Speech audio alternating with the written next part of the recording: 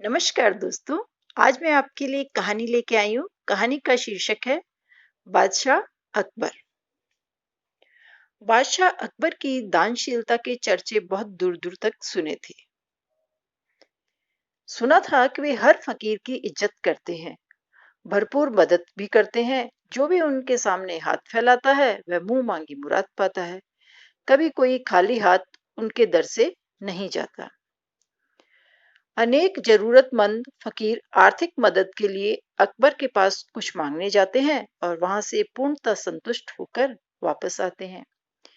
एक दिन प्रसिद्ध फकीर शेख फरीद ने भी सोचा कि क्यों ना मैं भी बादशाह से कुछ मांगूं। वह बादशाह अकबर के पास में गए। उस वक्त बादशाह अकबर खुदा के समक्ष प्रार्थना कर रहे थे। वे ध्यान में मग्न थे, ने, नेत्र मूंद कर कुछ सोच रहे थे। बाबा शेख फरीद प्रतीक्षा करते हुए दूर से ही अकबर की पूजा पर दृष्टि लगा रहे थे। पूजा कर लेने के बाद में जब अकबर बादशाह उठे तो फरीद ने देखा कि बादशाह हाथ फैलाकर ईश्वर से कुछ मांग रहे हैं। ए खुदा, मुझ पर रहम कर। मुगल सल्तनत को गांधार से लेकर दक्षिण तक सलामत रख। इसे और भी अधिक बढ़ा दे। मेरी ताजपोशी महफूज रहे। मेरी झोली सदा भरी रहे। धन संपत्ति कभी कम न हो।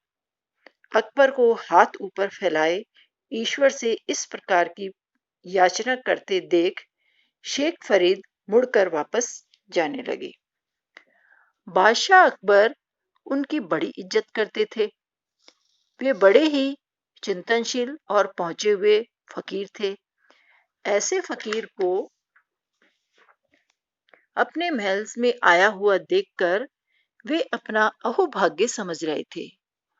चुपचाप यूं ही बिना कुछ बोले जाते देख उन्हें बड़ा दुख हुआ। अकबर अत्यंत विनयपूर्वक उनसे निवेदन करने लगे, हजूर, आप यूं चुपचाप क्यों चले जा रहे हैं? पूजा में लगे रहने की वजह से देर हो गई। मैं आपसे माफी चाहता हूँ। बंदा आपकी सेवा में हाजिर है, हुक्म कीजिए। पर शेख फरीद चुपचाप कुछ सोच रहे थे, मानो वो किसी अंतर्द्वंद के समाधान हेतु बड़ी गंभीरता से आत्मचिंतन कर रहे हों। उनके मन में याचक और याचना में संघर्ष चल रहा था। किससे मदद मांगी जाए और किससे नहीं। पूरे आदर सहित बादशाह ने फिर दोहराया, बंदे को खिदमत का एक मौका तो दीजिए। आपका यहाँ पधारना मेरे लिए बड़े गौरव की बात है। बादशाह की बातों को सुनकर वे भी बाबा चुप रहे। अब बादशाह ने सोचा कि शायद ये कम सुनते हो, इसलिए पुनः कुछ जोर देकर बोले, आपने मुझसे खिदमत के लिए कुछ फरमाया नहीं बाबा। क्या कोई गुनाह हो गया? गुस्ताखी हो तो माफ करें, कुछ तो मांगे। बाबा जाते जाते कुछ रुके। एक हल्की सी मुस्कुराहट उनके चेहरे पर काले बादलों में से उदित होते हुए चंद्रमा की तरह दिखाई दी। अकबर ने फिर कहा, शेख साहब, मुझे खिदमत का मौका तो दीजिए, यूं खाली हाथ वापस मत जाइए। अब बाबा कुछ सकुचाते हुए और मुस्कुराते हुए बोले, बादशाह सलामत, मैं तो खुद आपसे कुछ मांगने ही आया था, पर आपको स्वयं मांगते देखकर मेरी अंदर की आंखें खुल गई। मैं कुछ समझा नहीं बंदा परवर, कुछ स्पष्ट कीजिए। आपको हाथ फैलाकर मांगते देखकर खुदा ने मेरे हृदय की आंखें खोल दी हैं। बादशाह ने कहा, क्या मतलब? आपको हाथ फैलाए देखकर मैं ये जान गया कि सारे जहां का मालिक तो वो खुदा है, जिससे आप भी हाथ फैलाकर कुछ मांग रहे थे। यह सही है, पर उससे क्या फर्क पड़ता है? अकबर बादशाह बोला।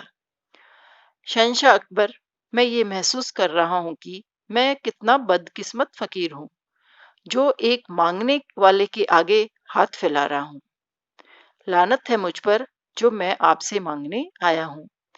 मैं सोचता हूँ कि जिस इंसान के पास खुद ही नहीं है कुछ, वह भला मुझे क्या देगा? जैसे वह अपने को सत्ता, धन संपत्ति एवं रुतबे से अलग कर सकेगा।